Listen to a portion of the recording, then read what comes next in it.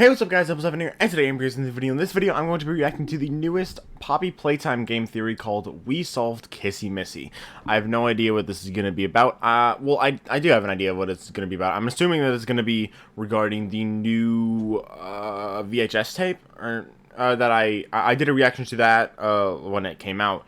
Maybe like a day or so after it came out. I don't know. Maybe it was the day it came out. I don't remember, but I did a reaction to it, and now Kissy Missy was in that. So I'm assuming that since this video is about Kissy Missy, that he's gonna be talking about that.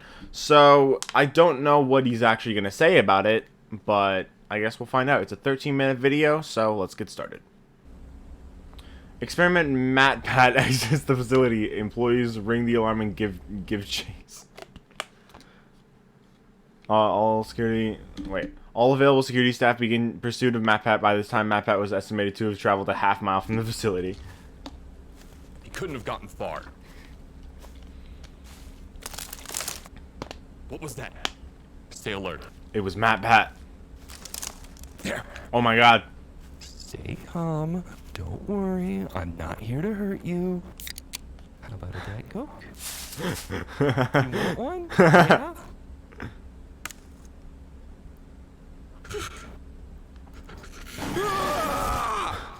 To be fair, I'd probably take that Diet Coke too. Welcome to Game I love Theory, Diet Coke. the show I don't think that as much as only he gives you does, one but instruction. I prefer Coke Zero, but Diet Coke is a close second. Smash the subscribe Jesus Christ.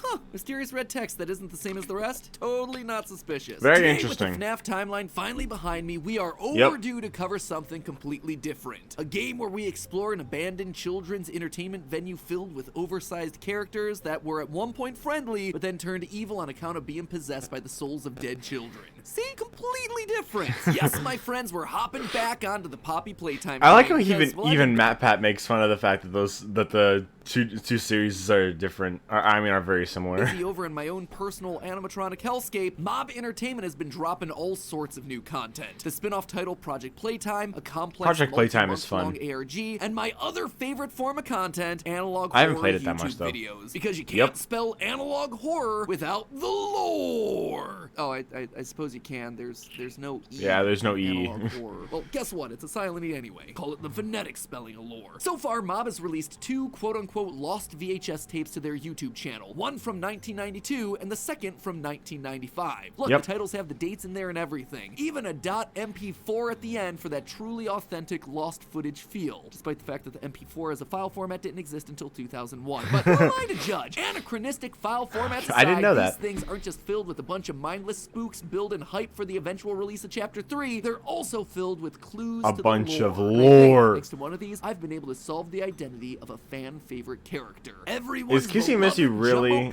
a fan favorite? Kissy Missy. Who's hidden inside our floppy little friend? I think I have the answer for you. So grab your tranquilizer darts and flashlights. An idea that I had when Chapter 2 first came out is that maybe it could have been Stella, because Stella was originally theorized to be Poppy, but then Chapter 2 revealed that Stella was still around by like the 90s or something like that, meaning that she was still alive when the Poppy toy was already brought to life.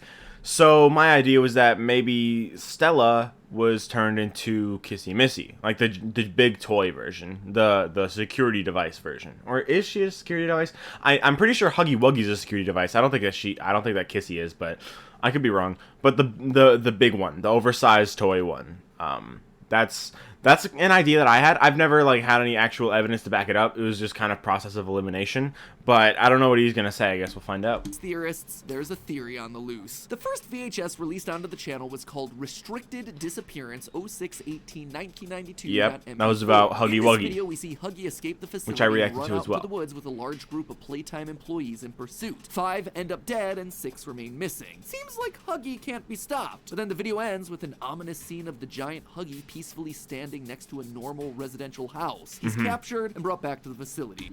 My idea for that, was the fact that he's next to a house, is that since the toys are implied to have been orphans that were turned into these toys, I had an idea that maybe that was the kid that the orphan that was turned into Huggy, maybe that was his original home before he was adopted by Playtime Co. Before he like lost his parents or whatever. That's my idea. Because like, why would he be in front of a regular house? And considering they're kids, then it would make sense. In terms of lore, this video does a lot with very little. On the surface, this tape feels very straightforward. Huggy escapes the facility, scares ensue, and then he's brought back. But this short, basic narrative actually goes a long way to confirm many suspicions that we've had about the characters and the events of this franchise. First, this video reinforces the timeline of the Bigger Bodies initiative, Playtime Co.'s push to create giant toys that help around the factory. We know via unlockable cards that are found in Project Playtime that Mommy Longlegs started as a Bigger Body creation before they wound up making toys of her in 1991. So this VHS taking place in 1992 fits into that rather nicely. The project is in full swing at this point, and the trapped toys are starting to get restless. It also confirms something that we've suspected for a while now, that some of these giant toys were created using orphans in some way. That's why we see Huggy standing outside of the house at the That's what I just said. He was just trying to go back home, the home that he was either adopted into or his foster home. His childlike instincts taking him back to the last or he wasn't always an orphan and that was his original house before his like parents died, like I just said. But yeah, that works too. Also like his foster home or whatever. That he felt safe. It's this incredibly sad, somber moment that does a lot to showcase the tragedy of this game's story. And that's not all. This Huggy seems to be acting differently to the one that we met in Chapter 1. Huggy escapes the facility, but there's no mention of violence towards the staff. Huggy only seems to become violent to the employees when they try to shoot at him. This tells me that Huggy, and presumably some of the other experiments like him, aren't naturally violent. It also reinforces what we see in Project Playtime's tutorial. Huggy is largely complacent until the prototype urges Huggy to kill. They are trying to build more toys, more like you. Kill everyone in sight. It really seems like the Bigger Bodies monsters are the collateral damage in this war between Playtime Co. employees and the prototype, Experiment 1006. They're the innocents that wind up being caught in the middle. This is something that we can start to see more clearly in the next tape, Restricted Relocation 0808 1995.mp4. In this newest VHS tape, we see Kissy Missy being transported towards Playcare. And there's also Mommy Longlegs in the background. The tape repeatedly tells us not to view the footage. I can't possibly see that plan going wrong in any way. Again, just shows the absolute negligence of this company. So of course, we keep watching, and in true Playtime Co. fashion, things start to go wrong. We travel down the rails with Kissy strapped to the train. As we ride, we pass by graffiti the same on the wall train that from the Hour of Joys at Hand. In I remember. I when I was watching the tape, I had to I had to pause it and try to read that because I realized that it said something. Flash on screen meant to be instructions for employees, but then each message winds up getting overridden by capitalized red text that says basically to do the opposite. It tells them to release the straps that bind Kissy Missy, which, as you'd expect, means that the employees wind up dead at the side of the tracks. It's another simple, straightforward tape that does an incredible job of hiding tons of lore clues in plain sight. Let's just start with the date, shall we? Poppy's already done a great job of mapping out a very clear timeline for us, unlike some other franchises. At this point, we know when each toy was made, starting with Poppy in 1950 and ending with BoogieBot in 1993. NFTs. And because Mommy Longlegs was a big body before her toy released in 1991, we also know that the giant toys were in development sometime before that. At this point, the only key date that we're really missing is the day that the toys went rogue, destroying the facility and either kidnapping or killing members of the staff, as we hear in the background of this Chapter 1 VHS Yeah, the tape. last one. That's why I'm making this log, so that the same mistake won't be made twice. But now, thanks to a combination of this relocation tape as well as the developer interview, I think we can tell when it happened. Recently, the developers went onto Discord to answer a bunch of questions that the community had, and one was about the date in which the Playtime Co. factory shut down. Well, I'm sure we all would have loved to have a definitive answer from them. Where's the fun in that? They had to make us work for it. What they did clarify, though, was that the factory did not shut down in the 2000s. This then narrows our window to a 7-year period between 1993 and 1999, which, let's say, is a lot more precise than we've had up to this point. But I actually think we can do it one better. Take a listen to the audio that we hear in the background of the Restricted Relocation tape. Hear those screams in the background? Do they sound familiar? Whether those who are beneath us understand it or not. Those screams, the screams of employees being mauled to death by giant toys, those are the screams that we can hear in the distance. The event. You know, that actually makes sense because one thing I noticed when I watched that tape, like in my reaction video, I talked about how Kissy is still strapped in. I think the straps were loosened and she was able to leave, but she was still sitting right there, but the people were dead around her. That would indicate the fact that she's still there. Why would she kill them and then go back in there? I think it makes more sense that one of the other toys actually killed them already, and then they released the straps, because then it would make sense that the prototype is the one that told the other toys to release Kissy. And that makes a lot of sense, actually. I didn't think about that. I don't think I realized that there were screams in the background when I watched it, but that actually makes a lot of sense with the idea that I had, that the other toys were the ones that actually killed everybody. The event that shut the factory down happened on this date, August 8th, 1995. That's the anniversary of FNAF. This is the day of the Great And the Toy year Rampage, and it's all on account and the year Toy of the Silver Eyes. Which is interesting, because the Silver Eyes is also in the summer. Anyway.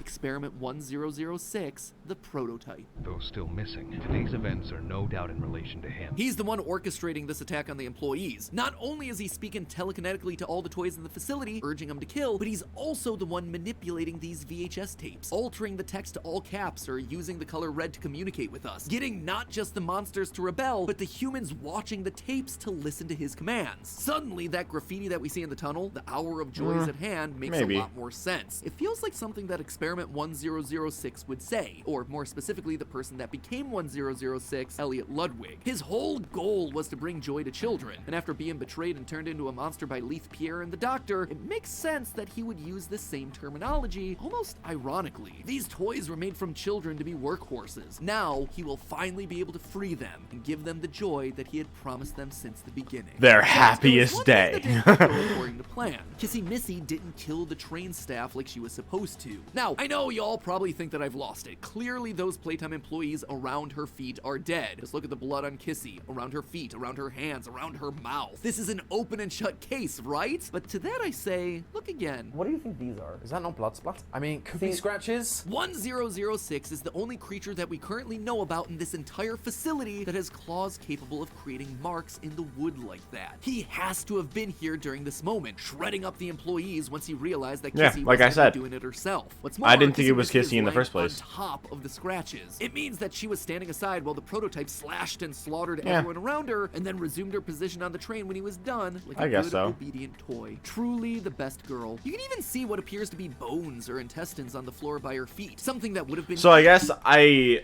agreed with him before he said it, but for the wrong reasons. Because she would have had to move. But I still don't know why she would have just sat back down. I guess, he just told her to, I guess. If this was any other giant toy, but Kissy refused. She left them there. This wasn't an act of hunger like with Huggy killing people. Kissy's the nice one. 1006 acting out of revenge. Revenge for turning him into a monster, for torturing the kids that he swore to protect, and for locking away the only thing he ultimately cared about, his daughter, Poppy. But I think we can actually keep going here. I think we can actually prove the identity of Kissy Missy. We're rarely given names of actual humans in this franchise, but when we are given a name, they tend to be repeated a lot throughout the chapters to show that they're going to be important to the ongoing narrative. That said, there are still a couple names right now that haven't led to anything substantial. For instance, during Chapter 2, we can actually find this note. Entire batch of toys is miscolored due to Patty Hall sabotaging the painting machine. Saboteur has since been dealt with. Patty Hall. This was a new character that we'd never heard about before and was... I didn't even realize that was a person. Even one-off characters like Avery, the disgruntled worker from a VHS found in Chapter 1, gets himself a second VHS in Chapter 2 to flesh him out a bit. But Patty, she was just there. A random name on a random rejected toy form. Or at least that's the way it was until the ARG launched. In case you missed this one, the ARG involved us following the story of a new character. I didn't even know there was an ARG. An employee who was slowly figuring out that something wasn't quite right at Playtime. And as a part of that ARG, he released a bunch of internal documents via an FTP server that we could access. And one of those documents on there was this, a disciplinary document for a familiar face, Patty Hall. Quote, details of occurrence. Sabotage. So I'm gonna assume that he's gonna say that Patty Hall is Kissy. I would assume. You know, I'm really interested to see when Chapter 3 is gonna come out, because it was said that it would be in 2023, but Chapter 2 came out almost or over a year ago. When did Chapter 3 come out? Was it May, April, or March? I don't remember, but at least almost a year ago now, which is interesting because we got the teaser for Chapter 3 in 2022, obviously, but it still hasn't come out. So, and we haven't gotten any trailers or anything besides that original teaser, and we haven't really gotten any new information about it. So I'm really interested to see when it actually comes out. Let me know what you think. Let me know when you guys think it's going to come out. I'm really excited for it. A lot of people don't like Poppy Playtime, whether because of the developers or because they just don't like the game or because it's a ripoff or whatever. I think it's a good game in general, though. I'm not a big fan of the developers. And yeah, it is similar to FNAF and Bendy in different ways, but I do like it as a game. I think it takes good elements from both games, from both FNAF and Bendy, and also with some original like ideas and stuff. And I think it does it really well. So I like Poppy Playtime. That's why I'm reacting to this, obviously. Otherwise, I wouldn't be. And Chapter 3, when it comes out, I'm obviously going to stream it and then turn it into videos. And obviously, I'm going to play it. And I'm probably going to enjoy it, hopefully. Let's hope it's actually good. But, yeah, let's continue. Shipment. This week of 1/2/91, employee intentionally sabotaged factory equipment, in particular, a paint machine. The employee mismatched 57 paint canisters, resulting in an extraordinary amount of toys no longer being suitable for retail. Retail shipment number 018345 was recalled, resulting in a significant amount of lost revenue, as well as damaging Playtime Co.'s brand image amongst several major retailers. There is substantial evidence supporting the assumption that this sabotage was done in some sort of defiance to several of Playtime Co.'s practices. Plan for disciplinary action, effective immediately. Employee is demoted from toy designer and will be sent downstairs to Storage B to receive further instructions. All of this took place on January 2nd, 1991. Signed by none other than our good friend and leader of the Bigger Bodies Initiative, the Doctor. The next time we're down in Storage B, there are no employees working there. It is literally a storage room for toys that are being experimented on. Oh, Notice hey. the blood that covers this smaller Mommy Longlegs doll in the background. The only living thing that we see in Storage B, Kissy Missy. Could it be that Kissy Missy and Patty Hall are actually one and the same? I know that might feel like a bit of a stretch, but think about what we're seeing here. It's 1991, so the Bigger Bodies Initiative is in full swing. We have a character in Patty who's openly defiant to those in authority, a chaotic neutral, just like we see with Kissy defying the prototype's rampage. And we have ourselves a character associated with creating alternate colored versions of other toys, just like how Kissy is an alternate colored Huggy. Plus, the biggest clue of all, the fact that we've only seen Storage B mentioned with regards to these two characters screams a connection. Lastly, it would explain why Kissy Missy is friendly towards us in Chapter 2. Sure, she's against Playtime Co. She has been from the start. She was sabotaging their toys, but I also don't think that she's on the side of 1006. She witnessed the monster kill her fellow employees in cold blood on the train. My gut is that she just wants this whole place to burn. And so when she sees us, a person trapped inside the facility just trying to get out, she sees an opportunity. We are the only ones that can stop not only 1006, but also destroy Playtime Co. from the inside, have those still alive brought to justice, and have the fond legacy of Playtime Co. tarnished and forgotten forever. That is why she helped us, and given the instructional video shows her heading towards the Playcare, I wouldn't be surprised if we bump into her again in Chapter 3, helping us to take on whatever new threat awaits us. But hey, that's just a theory. A game theory. Thanks for watching. And if you want to keep this Poppy train a-roll... I'm good. So, that theory was interesting. I do think he's on the right track there. I am interested in Poppy Playtime lore. I'm not as interested in it as I am with FNAF and stuff. But I am interested in the lore of the games, and I do want to and I do watch these videos because I want to know what he's saying, and I want to see if he's on the right track. Because while I am interested in the lore, and I have looked into it in the past, I don't actively look into it when I get the opportunities or whatever. But I do with FNAF. But I did want to watch this just to see what he would say, and I think it's a pretty good theory. But let me know what you guys think in the comments down below, and I hope you guys enjoyed. If you did, make sure to I can't speak. I can never speak when I'm doing the outro because I always say it really fast. But if you guys did enjoy this video, make sure to leave a like and subscribe if you want to. But I will see you all in the next video. Bye, guys. Oh, yeah, and let me know when you think that Chapter 3 is going to come out, if you're excited, if you like Poppy Playtime, if you dislike it, whatever. Let me know in the comments, and I'll see you guys later. Bye, guys.